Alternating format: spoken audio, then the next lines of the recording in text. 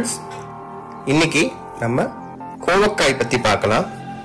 என்கிட்ட இருக்கிற இந்த செடி இதுதான் ஃபர்ஸ்ட் எங்க ஃபிளாட்ல கீழே சின்ன ஒரு 2 அடி கேப் இருந்த இடத்துலயே வச்ச செடி இது. இதோட ஸ்டெம் பாருங்க எவ்வளவு திக்கா இருக்கு. இதை வச்சு குறைஞ்ச வருஷம் 3 வருஷம் ஆகுது. எப்பயுமே ப்ரூன் பண்ணிட்டே இருப்பேன். ஆனா ப்ரூனிங் டைம் பாத்தீங்கன்னா செப்டம்பர் இல்லாட்டினா ஏப்ரல் 2 வாட்டி தான் பண்ணுவேன். இது நல்லா செழிப்பா வளரும். நல்லா கிட்டத்தட்ட 3 மாடிக்கு வரும். அப்புறம் ப்ரூன் பண்ணுவேன். இதோட வளர்ப்பு பாத்தீங்கன்னா ரொம்ப பெருசா ஒண்ணும் கிடையாது. நிறைய பேர் என்ன பண்ணுவாங்கன்னு பாத்தீங்கன்னா மற்ற செடிகள் மாதிரியே விதையை வாங்கி போட்டுருவாங்க. பட் அதுல ஒரு சின்ன சிக்கல் என்னன்னா, அந்த மாதிரி விதைகள் போட்டு வளர்த்தா அந்த கோவக்காய் கசக்கத்தான் செய்யும். அதே மாதிரி நிறைய பேர் வெளியில கிடைக்குது, வெளியில எங்கேயாச்சும் கோவப்பழம் இருக்குன்னு சொல்லிட்டு அதுவும் வாங்கி போட்டுருவாங்க. அதுவும் கசக்கத்தான் செய்யும்.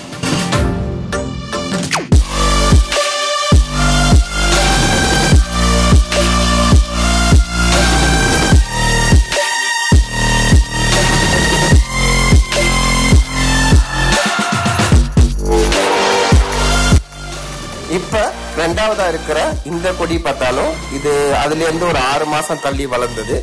இதோட ஸ்டெம்மும் பாருங்க நல்ல திக்கா இருக்கும். ப்ரூனிங் தான் மெயின் ரீசன். அதை விட முக்கியமான விஷயம் என்னன்னு பாத்தீங்கன்னா, கொடி வகைகளுக்கு 2 விஷயம் ரொம்ப முக்கியம். அதாவது செடி உடம்பு வளரணும் அப்படிங்கும் போது நிறைய தொழு உரம், அதாவது சாணம் சார்ந்த பொருட்கள், சாணம் தான் அதுதான் மெயினா அதிகமா போடணும்.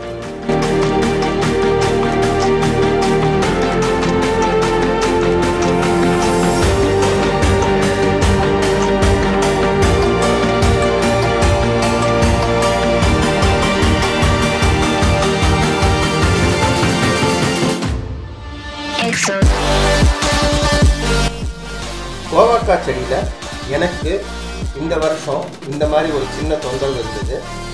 ஏற்கனவே ஈவன்தோ 2 வருஷம் பழைய செடியா இருந்தாலும் கொஞ்சம் செடி ரொம்ப அடர்த்தியா வளர்ந்ததுனால, கொஞ்சம் நிழல் பாங்கான சூழ்நிலை இருந்ததுனால இந்த ஆகஸ்ட் எண்டு, செப்டம்பர், அக்டோபர் இந்த மாதிரி மாசங்கள்ல கம்பளி பூச்சி தொந்தரவு இருக்கு. ஆனால் ஃபர்ஸ்ட் டைம் தான் எனக்கு இந்த மாதிரி கோவக்காய் செடியில வந்திருக்கு.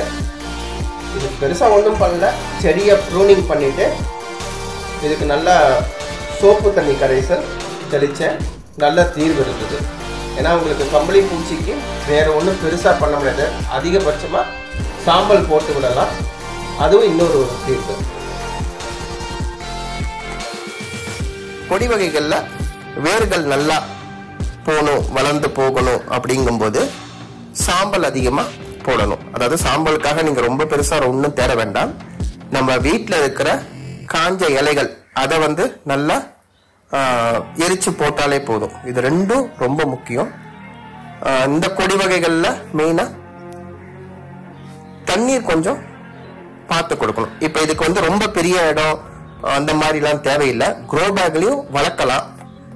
கொஞ்சம் காய்ப்பு திறன் ரொம்ப கம்மியா இருக்கும் இதோட க்ரோ பேக்ல வளர்க்கும் போது. இப்ப பாத்தீங்கன்னா இந்த இது ஃபுல்லாவே கீழே 2 அடி அந்த கேப் பார்த்தாலே உங்களுக்கு தெரியும்.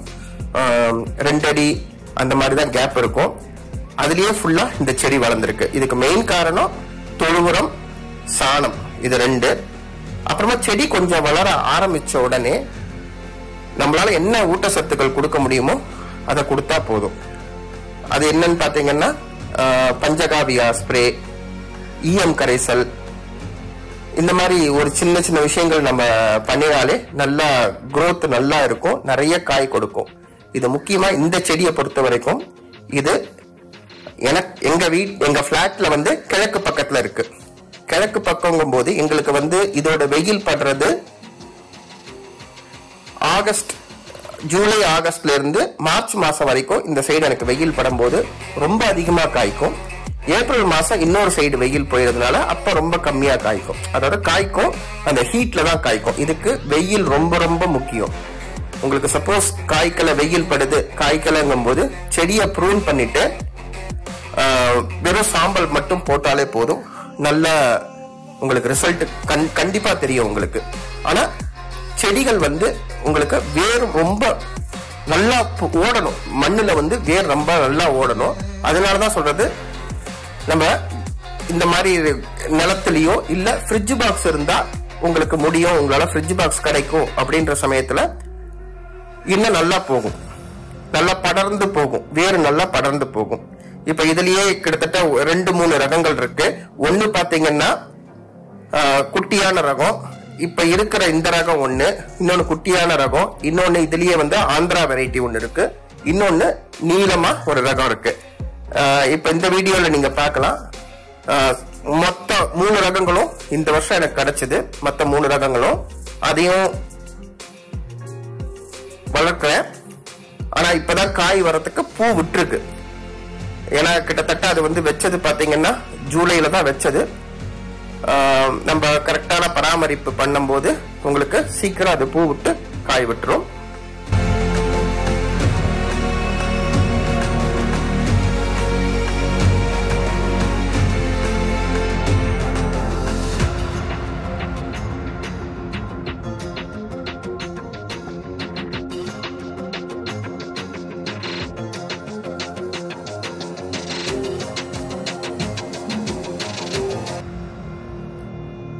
அடுத்த வர வீடியோக்கள்ல இந்த ரகங்களை பத்தின காய்கள் என்னென்ன காய்ச்சிருக்குன்றத பத்தி போடுறேன்.